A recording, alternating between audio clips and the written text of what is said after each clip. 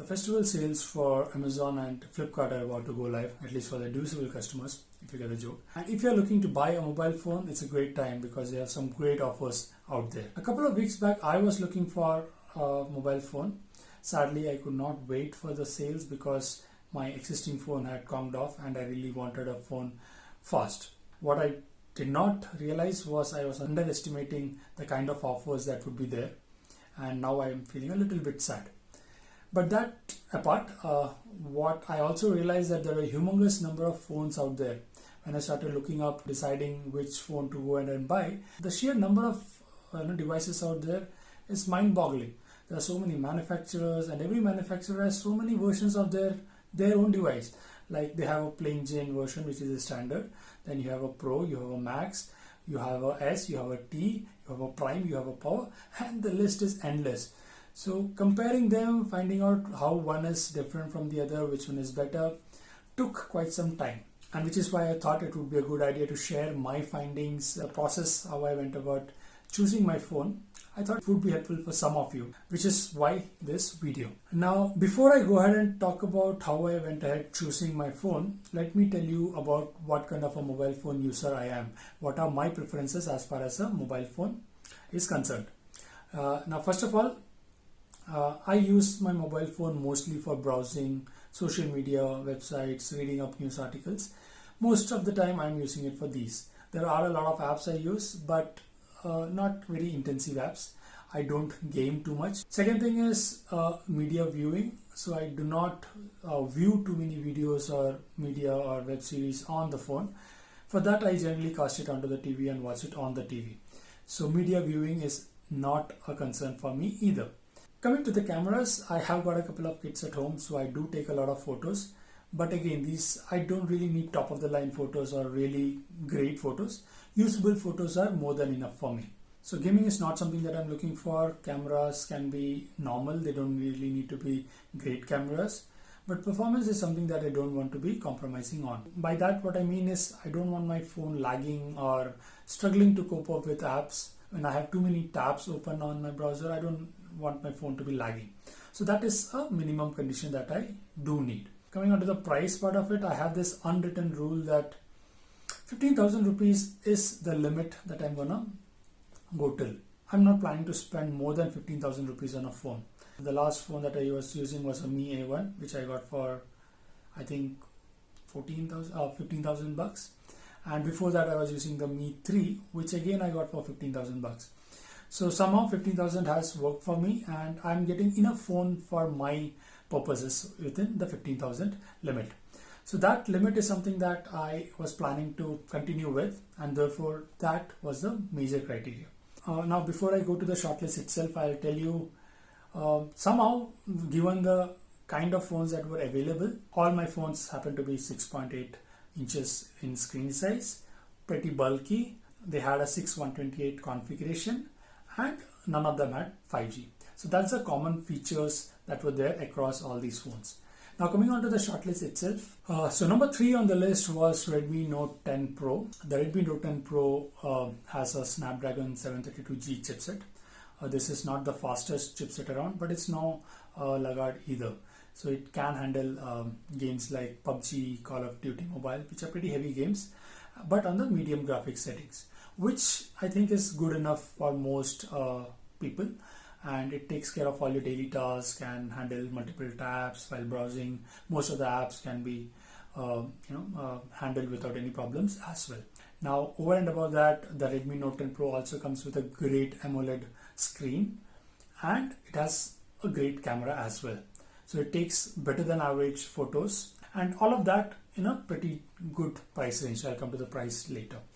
So those were all the great things that were working in the Redmi Note 10 Pro's favor. What was not working was the build. So it looks great. It's a great phone to look at or hold in your hand, but it comes with a glass back. Redmi says that they have the gorillas and all of that, but glass is glass and glass breaks. So durability was going to be a question with the Redmi Note 10 Pro, and that was something I did not really want to compromise on, given that, as I mentioned, I had a couple of small kids and that small kit was the reason why the Mi A1 is not working now. So durability was something that I really did not want to compromise on. So a great looking phone, a great screen, a great camera. The Redmi Note 10 Pro had a lot of things working for it, but only because of this glass back, I am not going to go ahead with the Redmi Note 10 Pro. Coming on to the price, the Redmi Note 10 Pro is available on Amazon. The sale price is 16,500, and if you have a HDFC card, you can get this phone for 15,000 rupees. So if you're looking for a better camera, you also have the Redmi Note 10 Pro Max, which has a 104 MP snapper, which has the Samsung HM2 sensor. So the Pro Max is available at 19,000 rupees, and if you have a HDFC card, you'll get it for 17,500. With that, let's move on to the second on the list. Coming on to the second phone on the list, this was the Motorola G60. I had not thought that I'll be looking at a Motorola in the near future, but with the G60, the Motorola does have a pretty good phone up its sleeve. So like the Note 10 Pro, even this comes with a 6.8-inch screen. It is a pretty bulky phone. It is pretty heavy as well, but it's a decent phone. It's not unmanageable. Coming on to the processor, it sports a 732G, exactly like the Redmi Note 10 Pro. So performance is not going to be very different.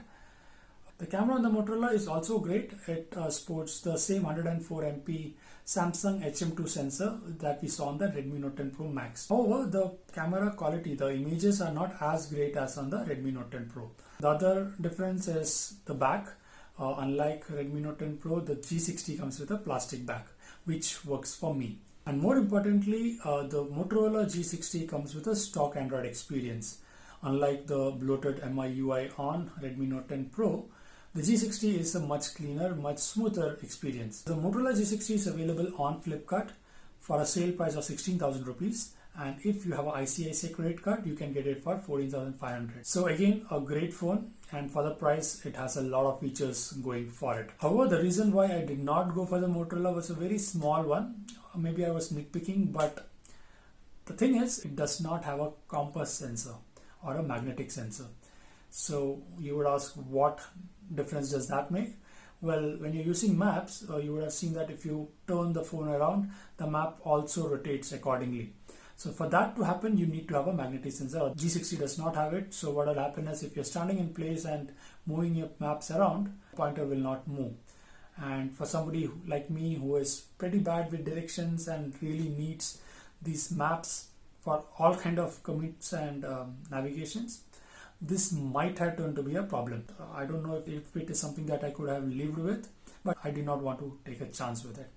So therefore, the G60 was off the table as well. Which brings us to the winner of this contest, or the phone that I actually went and bought. And that phone is the Poco X3 Pro. The Poco X3 Pro is a fabulous device for its price. The biggest difference, or the biggest advantage it packs, is the Snapdragon 863 chipset. So the 860 chipset is a chipset that is generally found on flagship phones like the Mi 11X or the Samsung S series as well. So that's a great chipset, awesome performance. It can handle PUBG, Call of Duty Mobile on the highest graphic settings. So though gaming is not something that I'm really looking forward to, if some of you are looking for it as a gaming phone, the X3 Pro will fit right in. So the X3 Pro excels at performance. However, there are some corners which it had to cut to get as a phone at a lower price. So that is seen in the screen. It's not an AMOLED, it is a LCD. It's a good enough LCD, but not as good as what you see on the Redmi Note 10 Pro. The camera again is an average snapper. You have a Sony IMX582, which is a pretty old sensor. It does the job, gets you good enough images, but nowhere near what the Redmi Note 10 Pro will get you. So cameras are not that great either. Build wise, it is again bulky, it is heavy. It is a big screen, 6.8 inches, and it has a plastic back, which works for me, but again, it does not look great. It's available on Flipkart for a sale price of 17,000 rupees, and if you have an ICICI card, you can get it for 15,000 rupees. Those were the three phones in the 15,000 rupee bracket that I considered in my shortlist, and the Poco X3 Pro came out top for me, and I ended up buying it. So that's it. So if you're looking for a performance phone, a gaming phone, then the Poco X3 Pro is what you should be getting. If you're looking for a good looking phone with a great screen and a great camera, the Redmi Note 10 Pro should be your option. And if you're okay with something in between, then maybe you can go with the Motorola G60. So that was my short list of 15K phones. Again, don't buy a phone just because the marketing is telling you to go and buy a phone. Buy it only if you really need one. That's what I do. If you think this video has helped you in any way, do consider subscribing, and hopefully I'll have more videos for you in the future.